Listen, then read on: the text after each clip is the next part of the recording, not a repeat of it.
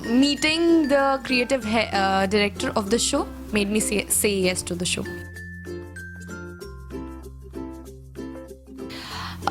Both are sports person and both know how to fight for the dreams. Yeah.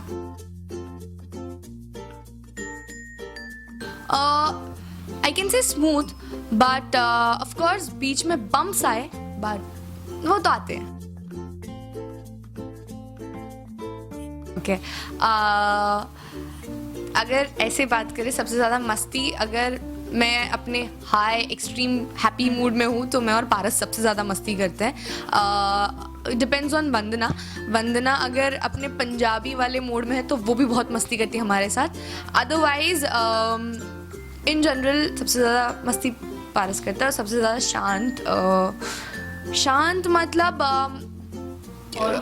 Like नहीं collected जो रहता है वो है गिन्नी कलेक्टेड रहती हैं. और और सेट पे माहौल कैसा रहता है जब सब लोग शूट कर रहे होते हैं, लाइक एवरीवन, हमारे माँ बापू से लेके सब लोग, तो धमाचकड़ी मची होती है. मतलब you literally have no idea. हम लोग सब साथ में खाते हैं एंड ब्रेकफास्ट से लेके डिनर तक का मेन्यू सुबह डिसाइड हो जाता है कौन क्या खाने वाला है.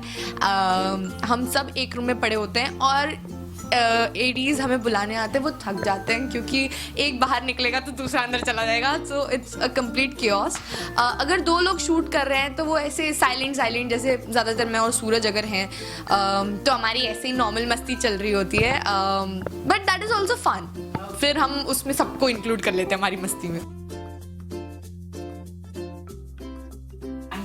पारस वो सबसे बड़ा प्रैंकस्टर है. फेमस ये है कि उसने मेरा फ़ोन छुपाया था, फ़ोन स्विच ऑफ कर दिया था, मैंने रोया था. अप्रैल फुल बनाया था उसने मुझे, तो वो एक सबसे फेमस है. दूसरा एक फेमस प्रैंक है, हमारी जो विधि है वो गर्म कॉफ़ी को स्ट्रॉ से पीती है, तो हम लोग बहुत इरिटेट हो गए थे और वो गुड़गुड़ करती है कॉफ़ी को, तो इट इज़ रियली इरीटेटिंग. तो एक दिन उसकी कॉफ़ी का मग बाहर था और विधि रूम में थी और यहाँ कैरी बेचने के लिए अंकल आते हैं, तो वो मसाला जो होता है कैरी का वो पारस ने कॉफ़ी में डाल दिया और वो कॉफ़ी विधि ने P. So and she just blasted out कि ये किसने किया मेरी कॉफ़ी के साथ. सो ये हुआ था.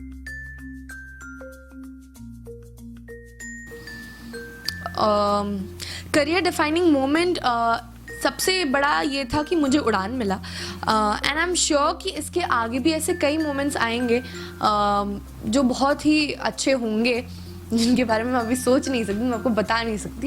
बट ऑफ कोर्स जब आपको अच्छा काम मिलता है या you get known by people, जब आपका रोल बहुत प्रॉमिसिंग होता है, स्ट्रॉन्ग कैरेक्टर होता है, जैसे चकोर का character I don't think television पे कोई और शो में है ऐसा कैरेक्टर जो इतना एक्शन भी करती है, सुपर हीरो भी बनती है, नॉर्मल लड़की भी है, बहू भी है, सब है.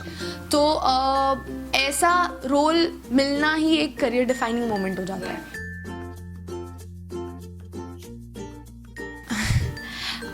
ऐसे तो मुझे काफ़ी कॉम्प्लीमेंट्स मिले हैं, बट द बेस्ट वॉज क्योंकि स्पंदन इतना अच्छा काम करके गई थी, तो जब हम लोग आए तब सब बहुत डरे हुए थे, पूरा सेट बहुत डरा हुआ था.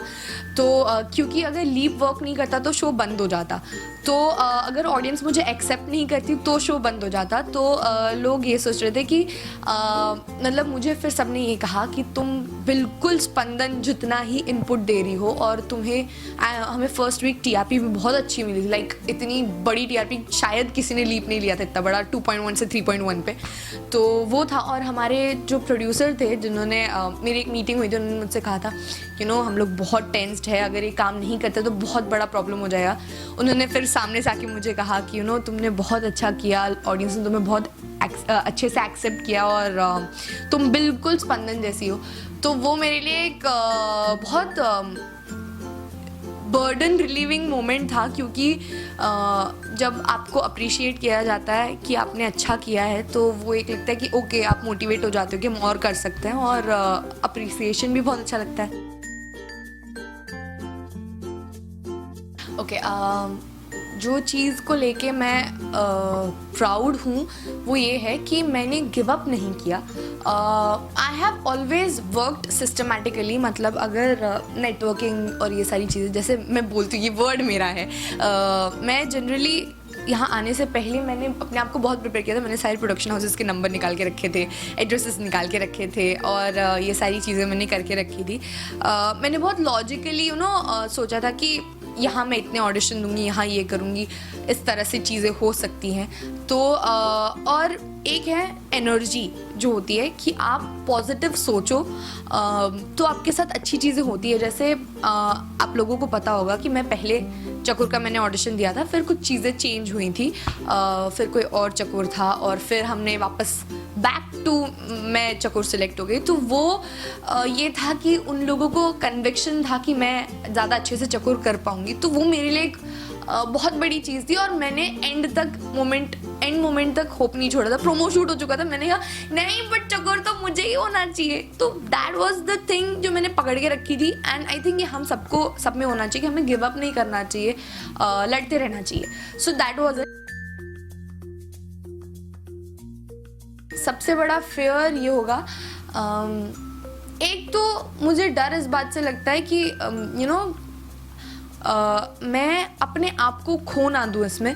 बिकॉज क्या होता है, आप रोज़ एक नई जर्नी अलग इंसान की तरह जी रहे होते हैं. समवॉट आप कहीं ना कहीं इतने लोगों से मिलते हैं. I am a very vulnerable person. तो मुझे सिर्फ ये है कि मैं इन्फ्लुएंस होके जो मीरा है वो कहीं खो ना जाए, अपने मॉरल्स में ना खोऊं, और जो मेरे बिलीव्स हैं एज एन एक्टर की प्रोफेशनलिज्म और ये सारी चीज़ें जो मैंने बहुत पकड़ के रखी हैं वो कहीं गुम ना हो जाए. So yes, and I am sure कि ये कभी नहीं होंगी.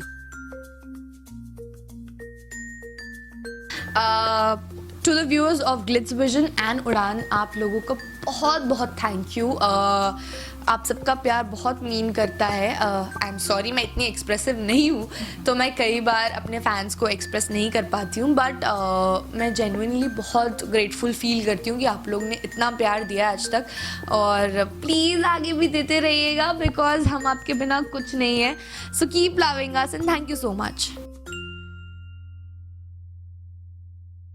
Hi, this is Karan Mehra and you're watching me on Glitz Vision. Keep watching.